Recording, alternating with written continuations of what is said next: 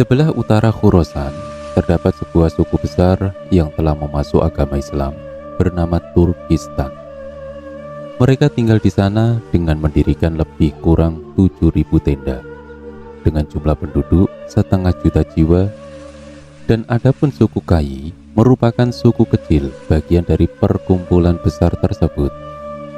Karena ingin menyelamatkan diri dan anggota keluarga dari serangan Mongol, di antara suku-suku tersebut ada yang pergi ke Anatolia, ke sebelah barat Iran dan utara Irak.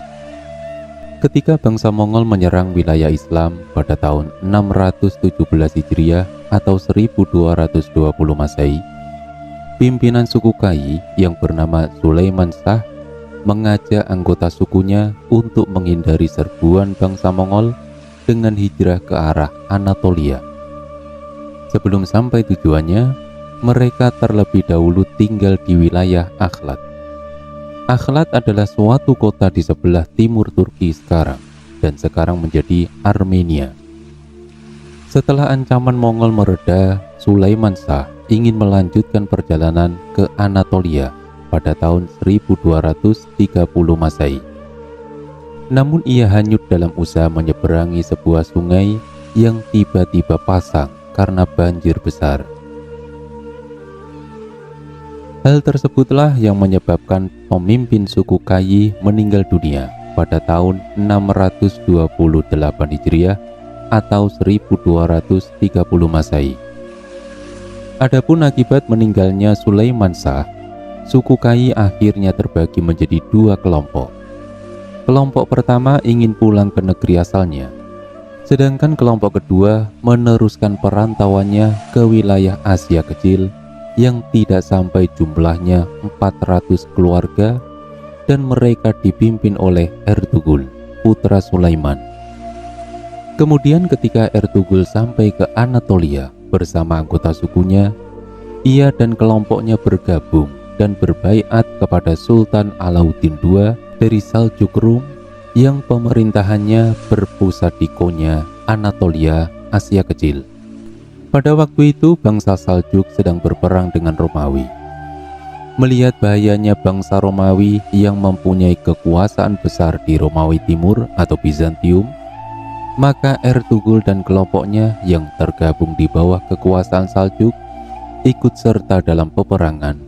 Dengan adanya tambahan pasukan baru dari saudara sebangsanya, pasukan Saljuk menang atas Romawi. Kemenangan tersebut membuat Sultan bergembira.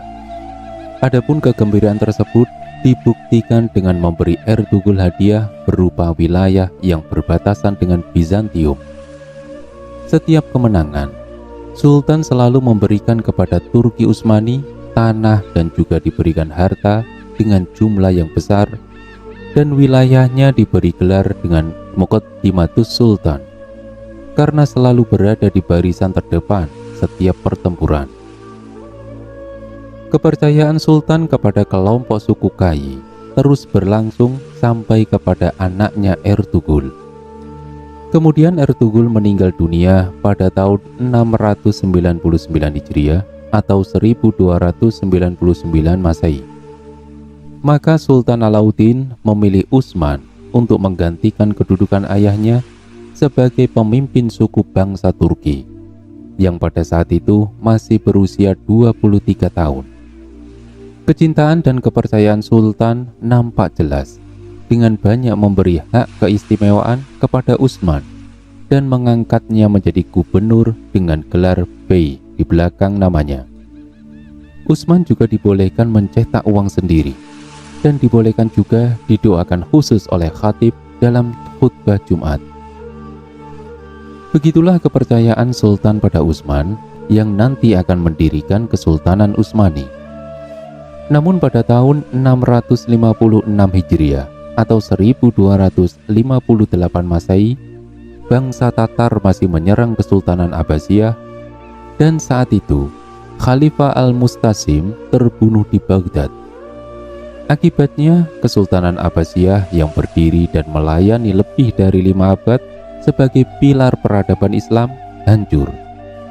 Saat Kesultanan Abbasiyah tumbang, pada abad itu Islam tidak memiliki persatuan dan daulah yang besar untuk melindungi wilayah-wilayahnya. Kemudian pada tahun 1300 Masehi atau 699 Hijriah, dalam sejarah Islam pada abad ke-7 tersebut, Tatar selalu merongrong wilayah kerajaan Islam dan wilayah Asia Kecil, hingga sampai pada wilayah Kesultanan Saljuk, yang mana dalam serangan tersebut mengakibatkan kematian Alauddin sebagai sultan terakhir dari Saljuk. Karena keadaan tersebut, Utsman memerdekakan diri dan bertahan atas serangan bangsa Mongol. Bekas wilayah Saljuk dijadikan basis kekuasaannya, dan para penguasa Saljuk yang selamat dari pembantaian Mongol mengangkatnya sebagai pemimpin. Kemudian mengusahakan perluasan kerajaannya ke wilayah Azmit dan Aznik. Namun mereka tidak cukup kuat untuk perluasan tersebut. Akhirnya kembali ke kota dan memulai untuk mengatur strategi. Jadi seperti itulah asal muasal berdirinya Kesultanan Utsmani pada tahun 700 Hijriah atau 1300 Masehi.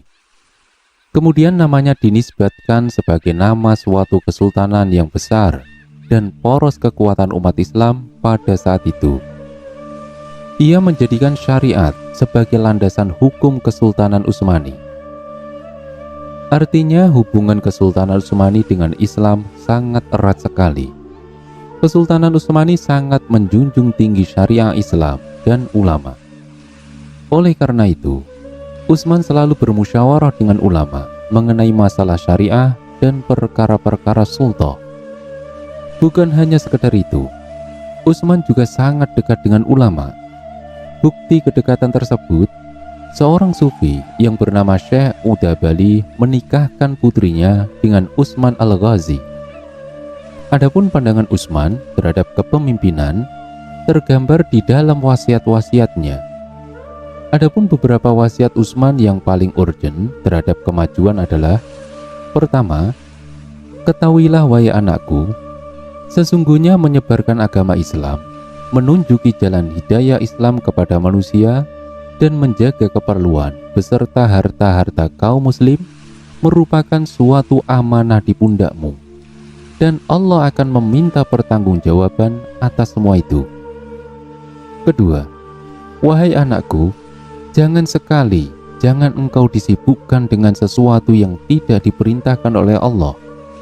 Dan apabila engkau mendapatkan suatu hukum yang membingungkan, maka hendaklah bermusyawarah dengan para ulama, dan janganlah engkau menjauhi mereka. Ketiga, ketahuilah wahai anakku, sesungguhnya jalan kita di dunia ini satu, yaitu jalan menuju Allah. Dan tujuan kita menyebarkan agama Allah. Kita bukanlah orang yang mencari kekuasaan dan dunia. Keempat, wasiatku kepada anak-anak keturunanku dan juga sahabat-sahabatku, tegakkanlah agama Islam dengan selalu berjihad fi sabilillah. Pegang eratlah bendera Islam dengan setinggi-tingginya dengan kesempurnaan jihad. Selalulah berkhidmah kepada Islam, karena Allah mempekerjakan hamba yang lemah seperti saya ini untuk fathu. Berangkatlah dengan kalimat tauhid ke seluruh penjuru dunia dengan kesungguhan kalian dalam jihad fi sabilillah. Barang siapa yang menyeleweng dari keturunan-keturunanku dari kebenaran dan keadilan, maka haram baginya pertolongan Rasulullah pada yaumul mahsyar. Kelima, wahai anakku, kita bukanlah orang yang berperang demi menuruti hawa nafsu kekuasaan. Akan tetapi kita hidup demi Islam, dan karena Islam kita mati. Kuat dan majunya Kesultanan Utsmani tidak lepas dari wasiat pendirinya yang dijadikan oleh para penerusnya sebagai tonggak dan dasar pemerintahan. Setelah Utsman meninggal pada tahun 727 Hijriah, keturunan-keturunannya melanjutkan jihad ke Bizantium, dan Kesultanan Utsmani meraih banyak kemenangan sehingga berhasil membuka wilayah Eropa pada saat itu.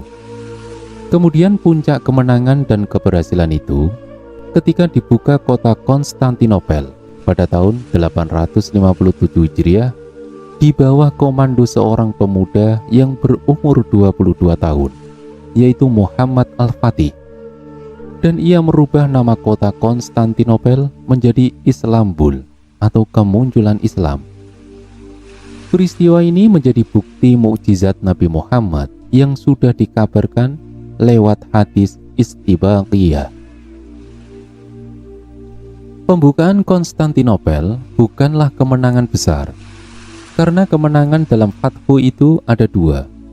Pertama, kemenangan atas wilayah yang menjadi simbol bagi kemenangan yang lainnya. Kedua, kemenangan atas akidah, artinya masuk Islamnya masyarakat-masyarakat yang ditaklukkan wilayahnya.